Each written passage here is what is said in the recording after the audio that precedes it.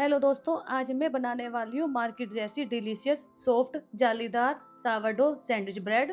इसे बनाने का तरीका एकदम अलग है। मार्केट जैसी दिखने वाली इस ब्रेड को बिना यीस्ट के घर की सामग्री से बनाकर तैयार किया है। इसको बेक करने के लिए डच ओवन की आवश्यकता नहीं पड़ेगी। बिना डच ओवन के ही यह कमर्शियल स्टाइल में बनकर तैयार होगी। बिना प्रिजर्वेटिव, बिना केमिकल, बिना इंस्टेंट यीस्ट के यह ब्रेड सॉफ्ट स्पॉन्गी जालीदार बनकर तैयार होती है। अगर आपने इसको हमारे बताए गए तरीके से बेक किया तो आपकी ब्रेड भी 100% सुपर टेस्टी बनकर तैयार होगी। तो चलिए देर किस बात की, सावरडो सैंडविच ब्रेड की रेसिपी को स्टार्ट करते हैं। ये है हमारा होममेड सावरडो स्टार्टर। इसको वाइल्ड यीस्ट भी कहा जाता है। इसको घर पर कैसे बनाया जाता है इसका लिंक इस वीडियो के नीचे डाल दिया गया है। एक बार बनाने के बाद आप इसको सालों साल स्टोर करके रख सकते हैं। फ्रिज में से निकाल करके 1 घंटे के लिए रखा छोड़ देना है, जिससे कि यह रूम टेम्परेचर पर आ जाए। जैसे कि आज मैं सैंडविच ब्रेड बनाने जा रही हूँ तो उसके लिए मुझे अपने इस यीस्ट को दोबारा से एक्टिव करना पड़ेगा। एक्टिव यीस्ट यूज करने से रिजल्ट अच्छा आता है और आपकी ब्रेड परफेक्ट बनेगी। फ्रिज में रखने के बाद यीस्ट बहुत ज़्यादा एक्टिव नहीं रहता, इसमें से कुछ बैक्टीरिया मर जाते हैं। यीस्ट के एक्टिव हो जाने के बाद ही मैं ब्रेड बनाना शुरू करूंगी। इसे एक्टिव होने में बहुत ज़्यादा समय नहीं लगेगा, यह 3 से 4 घंटे में रेडी हो जाएगा। 750 ग्राम की ब्रेड बनाने जा रही हूँ, उसी के हिसाब से घर के बनाए हुए स्टार्टर में से 25 ग्राम स्टार्टर लेना है। यीस्ट को एक्टिव करने के लिए यहाँ पर मैं ले रही हूँ मिनरल वाटर। आप यहाँ पर आरओ का पानी या फिर बिसलरी का पानी, इन दोनों में से कोई सा एक पानी ले सकते हैं। यहाँ पर मैंने हल्का सा गुनगुना पानी लिया है। पानी आपका बहुत ज़्यादा तेज गर्म नहीं होना चाहिए। मिनरल वाटर में क्लोरीन नहीं होता है, जिसकी वजह से यीस्ट जल्दी एक्टिव होता है। क्लोरीन की वजह से बैक्टीरिया मर जाते हैं।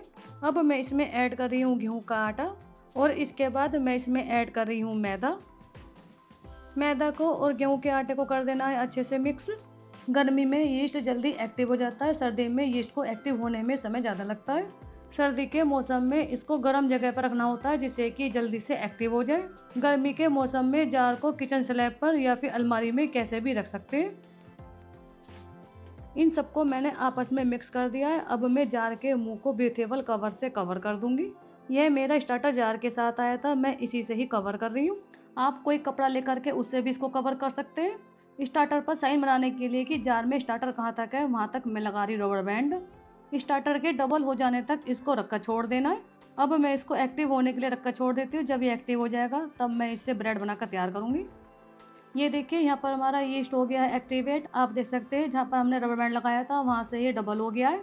इसको एक्टिव होने में 4 घंटे का समय लगा है। आप इसको पास से भी देख सकते हैं, कितने बड़े बड़े बबल्स दिखाई दे रहे होंगे। अब मैं इसको टेस्ट करूँगी कि ये पूरी तरह से एक्टिव हुआ है या नहीं। इसकी टेस्टिंग करने के लिए मैं ले रही हूँ 1 गिलास में पानी। बनाए गए एक्टिव स्टार्टर, जिसको वाइल्ड यीस्ट भी कहा जाता है, इसको मैं डालूंगी पानी में। अगर ये पानी में तैर जाता है तो इसका मतलब स्टार्टर अच्छी तरीके से एक्टिव हो चुका है। यीस्ट के एक्टिव हो जाने के बाद और श्रिंक होने से पहले इसकी टेस्टिंग करनी है।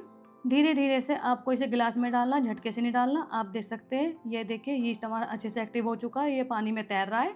अगर ये पानी में डूब जाता है तो आपको अपने यीस्ट को थोड़ी देर के लिए और एक्टिव होने के लिए छोड़ देना है। आप देख सकते हैं मैं गिलास को हिला भी दी हूँ, तब भी ये पानी में तैर ही रहा है।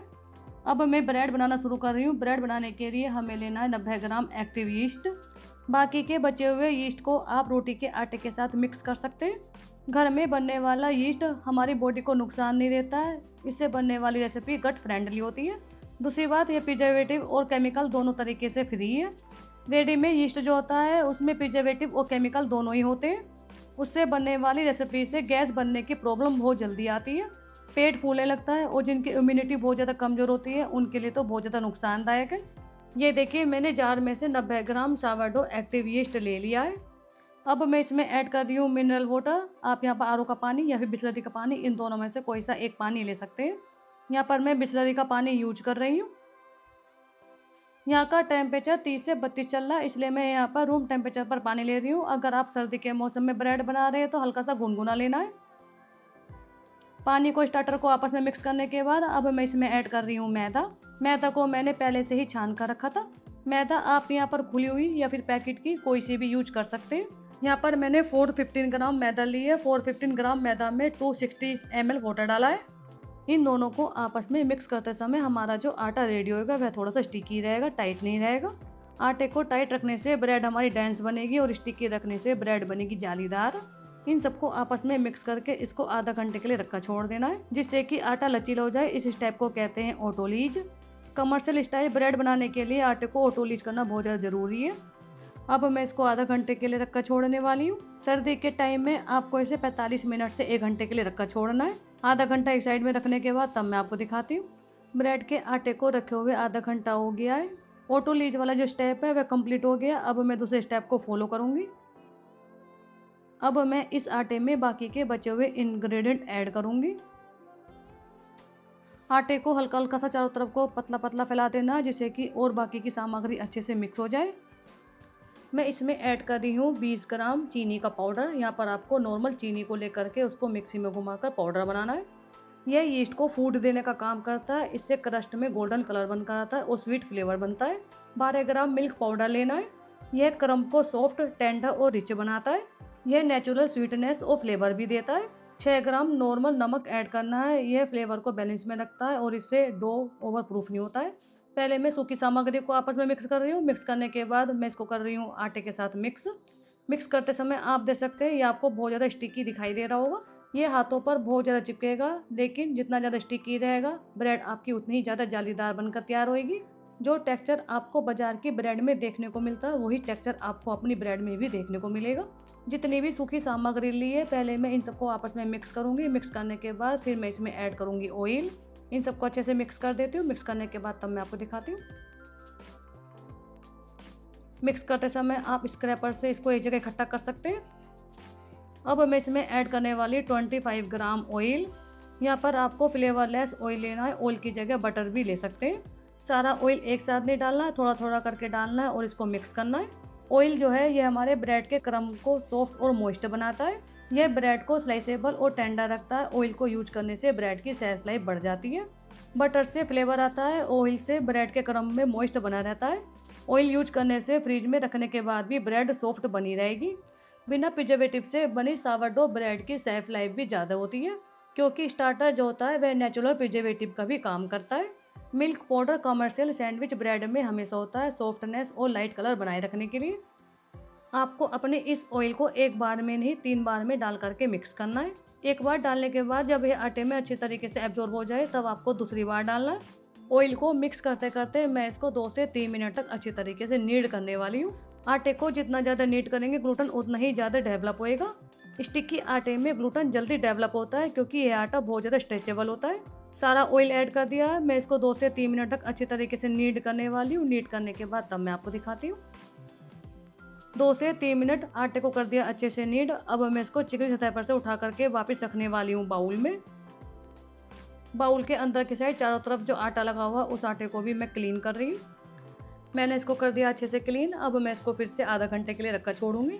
मिक्सिंग वाला पार्ट खत्म हो गया है। अब मैं इसको आधा घंटे के लिए रखकर छोड़ूंगी। फिर उसके बाद हमारा स्टेप शुरू होएगा स्ट्रेच एंड फोल्ड वाला।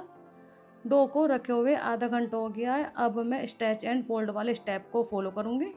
इस स्टेप को करने के लिए मैं एक बाउल में ले रही हूँ नॉर्मल पानी। हाथों की उंगलियों के आगे के पोरवे को पानी में करना है डीप करके एक्स्ट्रा पानी को छिड़क देना है। आटे को एक साइड से किनारे पर से पकड़ते हुए ऊपर को खींचना है और आपको इसके ऊपर इस तरीके से लेकर आना है। इस तरीके से आपको इसे चारों साइड से करना है।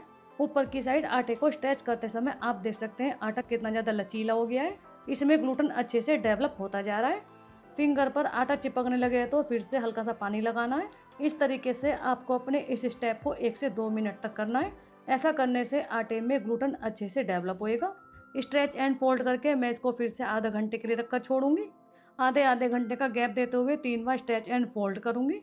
अगर इसको ठंडे मौसम में बना रहे हैं तो 45 मिनट से 1 घंटे का गैप देना है। चारों तरफ से स्ट्रेच एंड फोल्ड करूंगी 1 से 2 मिनट तक। फिर उसके बाद तब मैं आपको दिखाती हूँ। 1 से 2 मिनट स्ट्रेच एंड फोल्ड करने के बाद आप देख सकते हैं अब मैं दे रही हूँ इसमें बॉल की शेप। फिर उसके बाद हाथों को क्लीन करके अब मैं इसको फिर से रखने वाली हूँ आधा घंटे के लिए। जितनी ज़्यादा स्ट्रेच एंड फोल्ड करती जा रही है उतना ज़्यादा आटा स्मूथ और लचीला होता जा रहा है।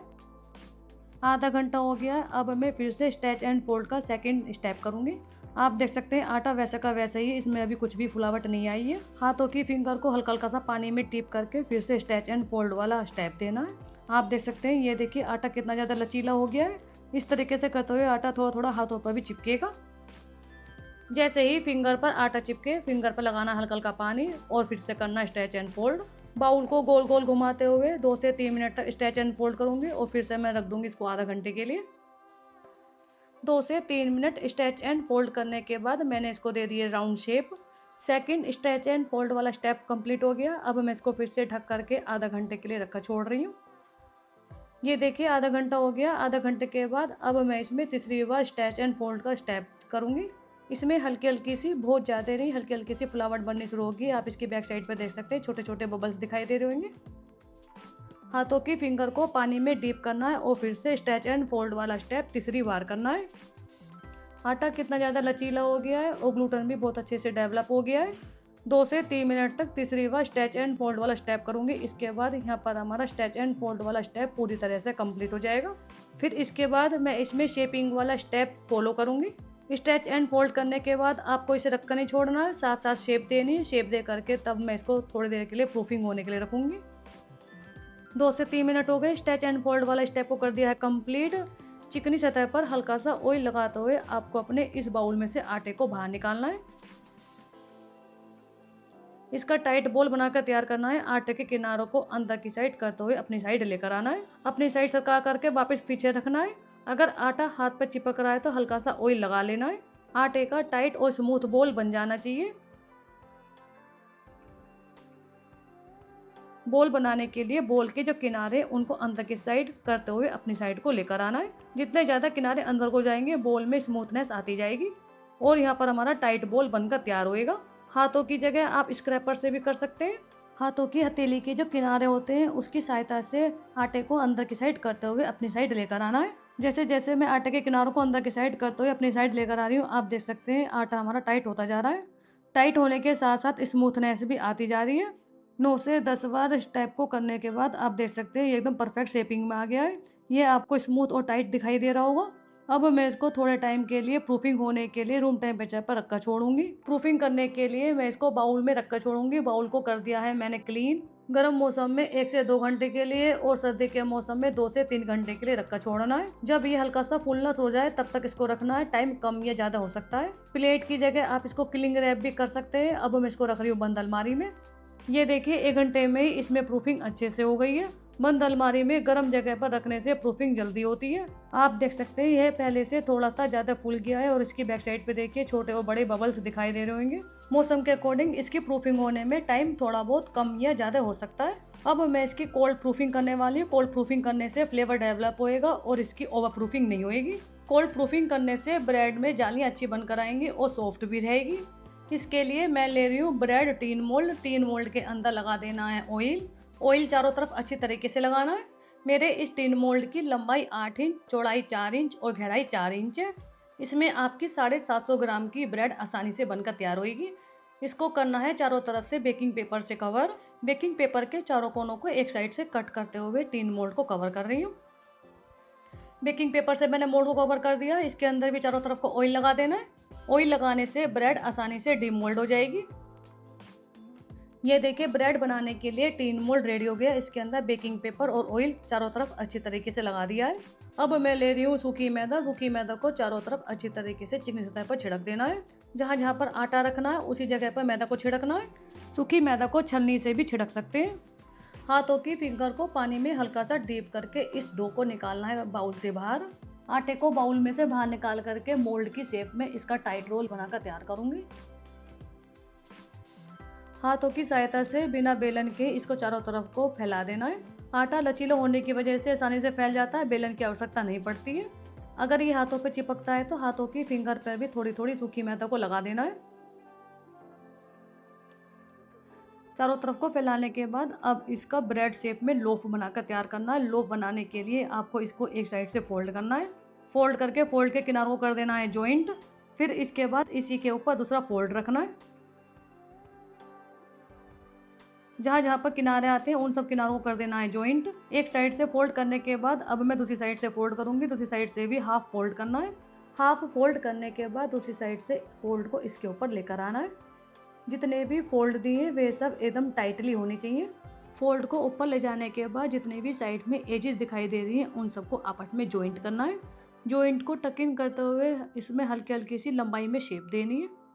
अभी ये आपको राउंड शेप में दिखाई दे रहा होगा। जैसे जैसे मैं इसके किनारों को जॉइंट करती जाऊंगी यह रोल शेप में आता जाएगा। ये चीज़ को अच्छे से जॉइंट करना बहुत ज़्यादा ज़रूरी है, नहीं तो आपके ये ब्रेड बनने के बाद दिखाई देंगे। ब्रेड शेप में लोफ रेडी हो गया। अब मैं इसको रख रही हूँ टीन मोल्ड के अंदर। टीन मोल्ड के अंदर रख करके मैं इसको फ्रिज में कोल्ड प्रूफिंग होने के लिए छोड़ दूंगी। 8 से 12 घंटे के लिए आपको इसे फ्रिज में रखना है। मैं इसको एक रात के लिए फ्रिज में रख कर छोड़ूंगी। अगले दिन इससे ब्रेड बनाकर तैयार करूंगी। डो को मोल्ड के अंदर अच्छे से सेट करने के बाद मैं ले रही हूँ जिपलॉक बैग। जिपलॉक बैग के अंदर मैं इसको रख दूंगी। जिपलॉक बैग में करके इसके ऊपर ड्राई लेयर नहीं आएगी, ये मॉइस्ट बना रहेगा। आप यहाँ पर नॉर्मल पॉली बैग के साथ भी काम कर सकते हैं। सर्दी के मौसम में फ्रिज में 8 से 18 घंटे के लिए रखना है। ये देखिए यहाँ पर हमारा आटा कोल्ड प्रूफिंग के लिए रेडी हो गया। अब मैं इसको रखूँगी एक रात के लिए फ्रिज में। एक रात हो चुकी है, इसको रखे हुए फ्रिज में 8 से 12 घंटे हो गए हैं। अब मैं इसको जिपलॉक बैग में से बाहर निकाल कर दिखाती हूँ कि इसमें कितनी अच्छी प्रूफिंग हुई है। जिस समय मैंने आटे को मोल्ड के अंदर रखा था बॉटम पर था, अब ये फूल का ऊपर तक आ गया है। अब मैं इसकी बेकिंग करूंगी। बेकिंग करने से पहले जितना भी एक्स्ट्रा बेकिंग पेपर है उसको कट कर देना है। बेकिंग पेपर को जिस समय मोल्ड के अंदर लगाया था उस समय भी एक्स्ट्रा बेकिंग पेपर को कट कर सकते हैं। बेकिंग पेपर को कट करने के बाद देखिए आटा हमारा कितना अच्छे से फूला है। इस समय आपको हमारा मोल्ड 1 इंच खाली दिखाई दे रहा होगा। जब मैं इसकी बेकिंग करूंगी तो ये ऊपर तक फूल कर आएगा। इसकी बेकिंग करने के लिए लेना है मोटा वाला फॉइल पेपर। अगर मोटा वाला फॉइल पेपर नहीं है तो पतला वाला फॉइल पेपर डबल करके लेना है। यहाँ पर हमें मोल्ड के साइज का फॉइल पेपर कट करना है। जितनी मोल्ड की हाइट है उतनी हाइट के हिसाब से पेपर लेना है। मोल्ड के साइज का लेकर के आपको इसे गिफ्ट पैकिंग की जैसे इसको पैक करना है नीचे की साइड से। यहाँ पर हमारा फॉइल पेपर मोल्ड की शेप में आ जाना चाहिए। एक साइड से पैक करने के बाद अब मैं इसको दूसरी साइड से कर रही हूँ। यहाँ पर मैंने अपने ओवन को हाईएस्ट टेम्परेचर यानी कि 230 टेम्परेचर पर दोनों ग्रिल ऑन करते हुए 15 से 20 मिनट के लिए गर्म होने के लिए छोड़ दिया है। ये देखिए यहाँ पर हमारा फॉइल पेपर टीन मोल्ड की शेप में आ गया है। अब मैं फॉइल पेपर को टीन मोल्ड से अलग करूँगी। टीन मोल्ड से अलग करके इसी फॉइल पेपर को टीन मोल्ड के ऊपर की साइड से इसको कवर करना है। कवर करते समय फॉइल पेपर ऊपर की साइड उभरा हुआ होना चाहिए। फॉइल पेपर आटे की टॉप लेयर से टच नहीं होना चाहिए। टच होने की वजह से ब्रेड ऊपर को फूलेगी नहीं। 1 से 2 इंच फॉइल पेपर मोल्ड के किनारों से नीचे की साइड रखते हुए फॉइल पेपर को मोल्ड के किनारों से जॉइंट कर देना है। जहाँ पर मोल्ड के किनारे आ रहे हैं वहाँ पर फॉइल पेपर को दबा देना है जिससे कि फॉइल पेपर किनारों से जुड़ जाए। इस तरीके से मोल्ड को कवर करने से ब्रेड के अंदर मॉइस्चर बना रहेगा और स्टीम भी बनी रहेगी। ब्रेड ऊपर को अच्छे से फूलेगी, डेंस नहीं बनेगी। ये देखिए कितनी आसानी से फॉइल पेपर मोल्ड के किनारों से जॉइंट हो गया है। यह सबसे आसान घरेलू तरीका है जिससे आप अपनी ब्रेड को आसान तरीके से फूली फूली बना सकते हैं। ओवन भी हमारा गर्म हो चुका है। अब मैं इसको हाईएस्ट टेम्परेचर पर दोनों ग्रिल ऑन करते हुए सेंटर रैक पर रखकर मैं इसको बेक करूंगी। फॉइल पेपर के साथ ही इसको 30 मिनट के लिए बेक करना है। 30 मिनट बेक हो जाने के बाद फॉइल पेपर को अलग कर दूंगी और उसके बाद 15 से 20 मिनट के लिए और बेक करूंगी। चारों तरफ से मोल्ड अच्छे से सील हो गया है। अब मैं इसको करने वाली हूँ बेक। ब्रेड के बेक हो जाने के बाद तब आप देखिएगा इसके अंदर से क्या निकलता है। 15 से 20 मिनट में ओवन हो गया है काफ़ी अच्छा तेज़ गरम। सेंटर रैक पर ब्रेड मोल्ड को रखना है।